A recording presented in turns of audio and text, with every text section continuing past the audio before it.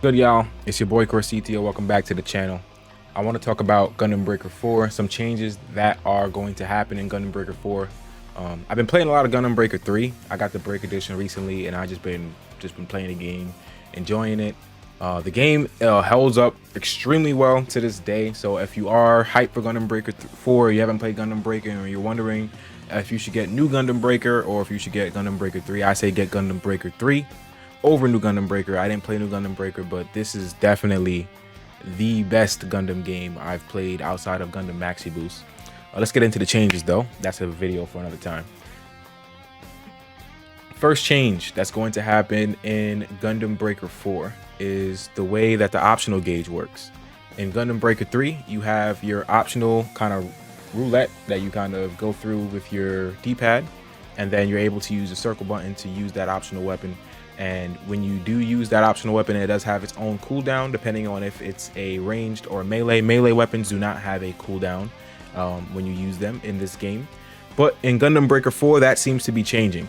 There's going to be a global cooldown for your optionals, and it seems that each separate optional will have its own cooldown time, but it's going to be linked underneath one cooldown. So if you use your Vulcans, for example, that Vulcan your Vulcan's going to invoke a 2-second cooldown on all your optionals, not just one. So all optionals inside of that tab will be on cooldown.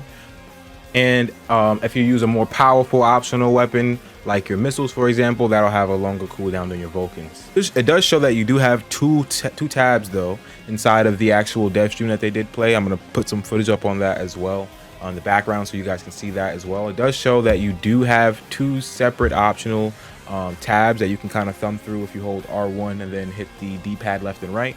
So it's yet to be seen if each of those will have its own cooldown or if it's one cooldown for both of the tabs, but we will see.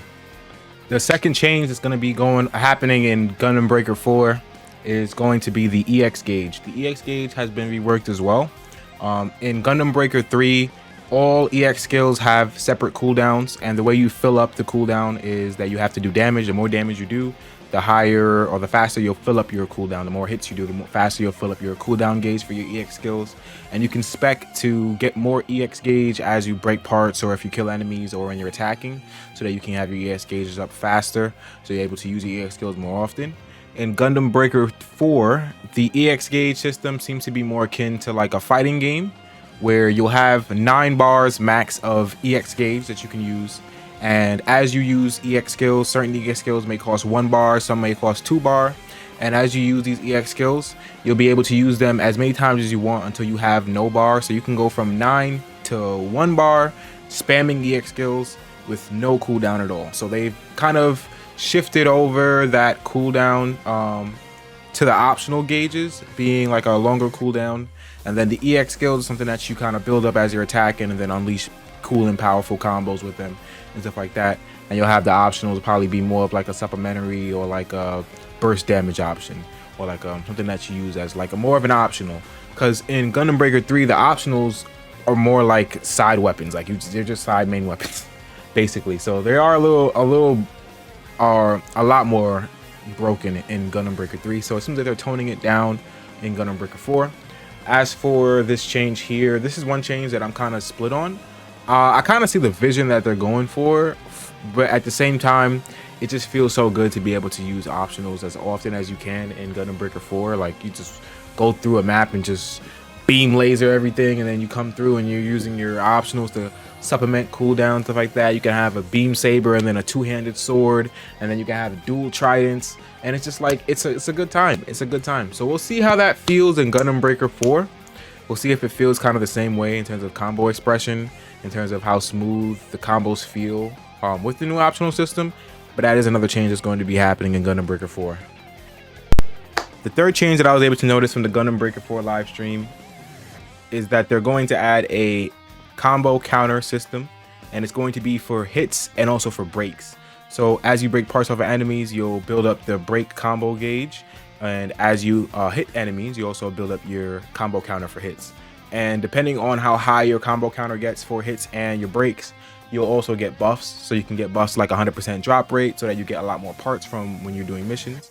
And you can also get buffs like attack up as well. They did say that in the dev stream.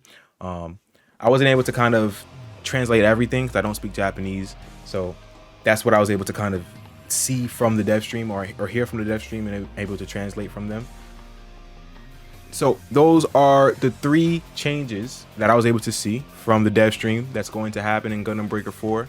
All of them, I think, are going to make the game feel a lot different than Gundam Breaker 3, which is a good thing in my opinion, because as someone who is currently playing Gundam Breaker 3, to play the same exact game as Gundam Breaker 4, I think I would probably get burnt out.